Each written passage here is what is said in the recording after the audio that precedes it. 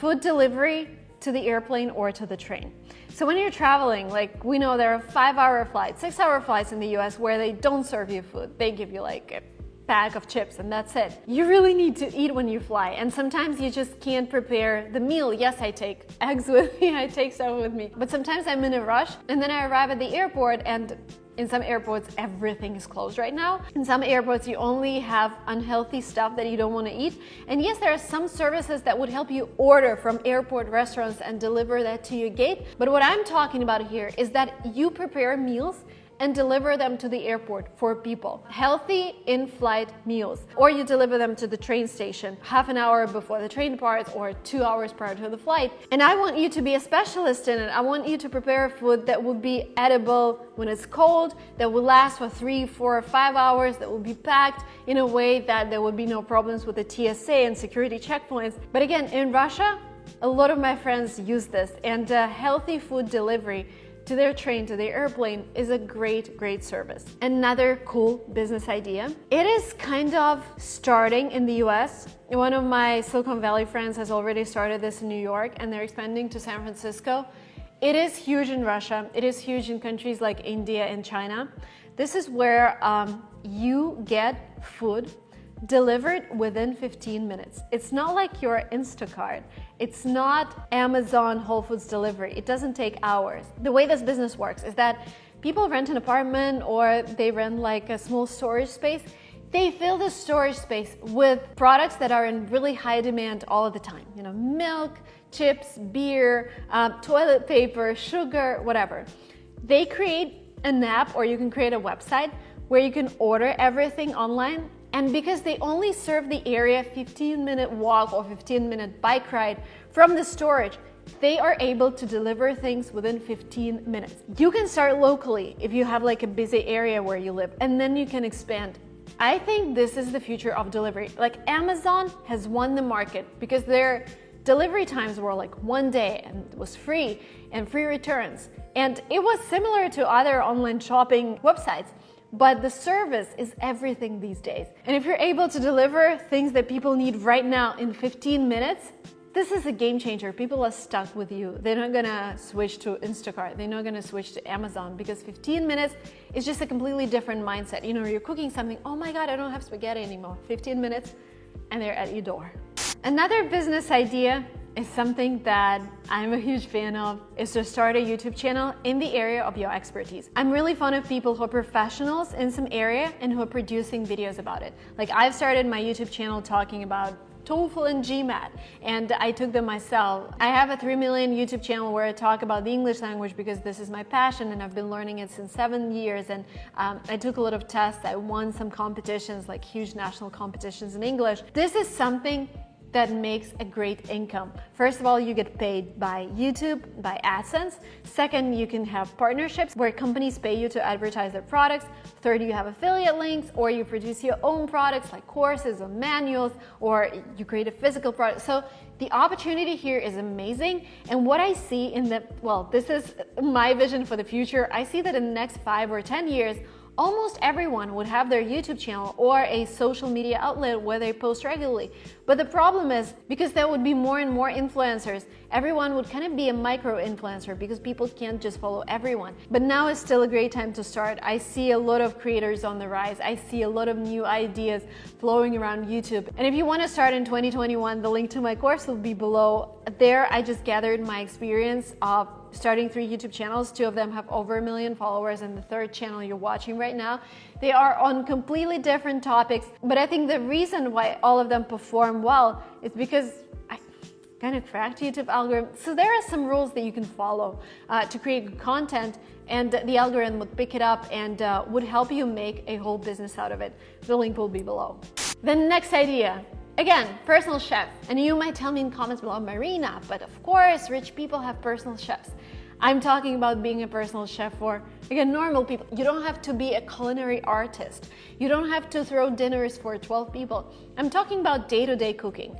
more and more people are staying at home. More and more people are working from home. And when you're working from home and when your kid is at home, it's really, really hard. It's a lot harder than working from the office when your kid is with someone. And cooking is like another task that would take some time away from you. I started doing this in the US. I just found a Russian girl who liked to cook, and I started paying her by hour, and she would come and she would cook for us for 5 or 6 hours, and she would cook enough food that would last us for 3 to 4 days, maybe a week, because sometimes she did frozen food. You can start as a one-person business. You just create a website, you advertise around your area, you give people leaflets with menus that you can provide and say, hey, I can cook for you every Monday from 1 to 5 p.m. You choose from the menu that I've provided, and then you have all the recipes. You come. You can also create an additional service where you buy all the products. I would use the service 100%. And I know a lot of moms and professionals who care about what they eat, who really love home-cooked food, but they just don't have time for it, and they're willing to pay extra cash for someone to come and cook for them. The next idea is a little more complicated from the ones that I mentioned before, just because it is a small business idea, but it requires some knowledge and it requires some work before you can actually start. This is called direct access testing. And what I mean by that is, again, something I've seen in other countries. When you want to draw blood and check your vitamin D levels, iron levels, I don't know, whatever, I just like to check things because I take a lot of supplements. And yes, I have a doctor, but instead of calling her every time and asking her for a lab request, I just do that myself every 3 months because I want to track my health. And for example, again, in Russia and some other countries, you can just come to a private lab and say, hey, I need this, this, this, and this. They would run a test on you. They would give you the results. That's it. I know there are some issues with it. I know that sometimes you can get too scared or disregard a result that should have been important, and it's important to consult with your doctor. But if you're doing this for the 20th time in your life, if you're just checking your vitamin D level, I'm pretty sure you can do that by yourself. And a lot of people are biohacking these days, taking supplements, and it's a lot worse to take supplements without knowing your current vitamin level than just testing it regularly and adjusting the doses with your doctor. So some states in the US prohibit those kind of testing, but 37 states allow that. And again, there are some issues. There are some labs. I know there is like a big website where you can order a test online, and then you go to either LabCorp or another big lab and they run a test on you. But the problem with that is that the test that you can order without a doctor's prescription, the list is really, really limited. And it wasn't enough for me. For example, in California, I had to find a doctor, explain what I need, get this lab request, and again, go to the lab.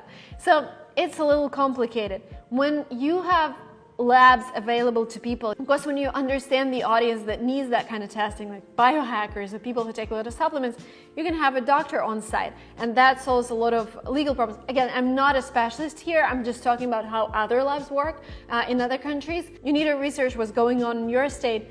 But again, I see these businesses exploding in a lot of countries. Like Russia has labs everywhere. People line up to see what's happening with their bodies. So something to explore here. The next service that I really, really need, and everything is coming from my problems. I love all the ideas that I mentioned in this video, and if I had passion for them, I would have started them by myself, but I have passion for some other things. I have passion for YouTube, I have passion for languages, so I'm doing what I'm passionate about. But if you're passionate for ideas that I mentioned here, go ahead, try. We only live once, and we want to help people with these ideas.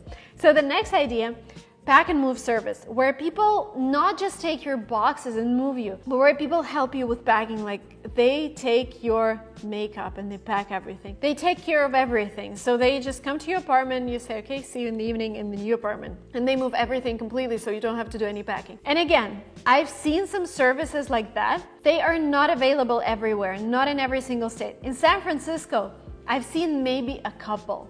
And there is a lot of demand right now. People are moving out of San Francisco. People are moving to towns. A lot of my friends moved to LA.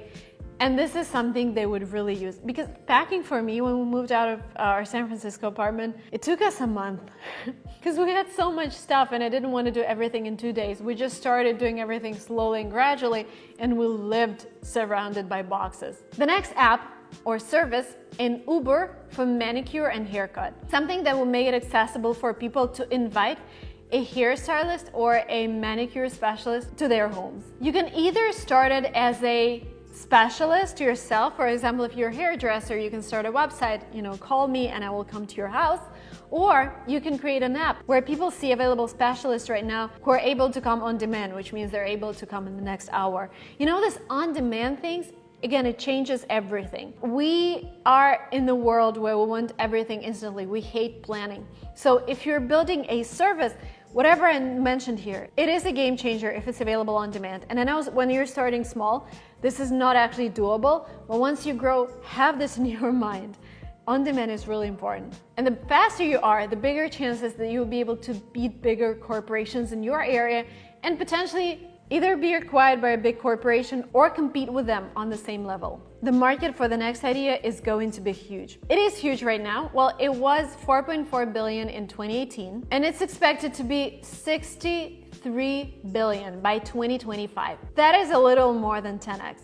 And I'm talking about, attention, a drone videographer. So first of all, if you know how to operate a drone, if you know how to create a footage for a drone, you can be a filmmaker, you can create movies, you can create footage for ads, you can work with bloggers. Second, you can film different events like weddings or business events. Third, there are a lot of industries that rely on images from drones like agriculture, oil and gas, civil engineering industries, and they really need specialists like you. They need small businesses that help hire such contractors. Then there would be drone delivery. I'm hoping in the next couple of years. And again, we would need people who know how to operate drones. So if you're looking for a skill to hone in 2021, drone operating might be that skill. Smart home contractor. The market for these specialists, for these businesses, is gonna double in the next 5 years. And what they teach us in Silicon Valley, always look at markets that are scaling. What is a smart home contractor? So for example, somebody is building a house and they need to make it a smart home. You need cameras, you need to operate the lights, you need to operate the fridge, like etc. Somebody who would come, take a look at your house, take a look at your project, and come up with a list of possible solutions and create the whole system for you. This is a smart home contractor. This could either be a specialist, or you can create a business where you have certain specialists in your company and you work as a contractor with either families or other businesses who are looking for a smart home. Another business is already rising, but I see it rising in bigger cities and I see demand for it in smaller cities. This business is called decluttering services or professional organizers. I'm pretty sure you saw those Instagram pages where everything is perfectly organized, where you see wardrobes where clothes are organized by colors. And Marie Kondo, who wrote a bestseller about decluttering, and she has her Netflix show, made this mainstream, which is amazing. And there are some specialists that are following her methods. Some people come with their own solutions, but a lot of families, a lot of people are working from home. They're realizing how much stuff they have, and if they get rid of that stuff or organize it, they would have an extra room in their house. So this is something that people are looking for right now. Thank you guys for watching this video up to the very end. I am looking forward to your comments. Like if you notice that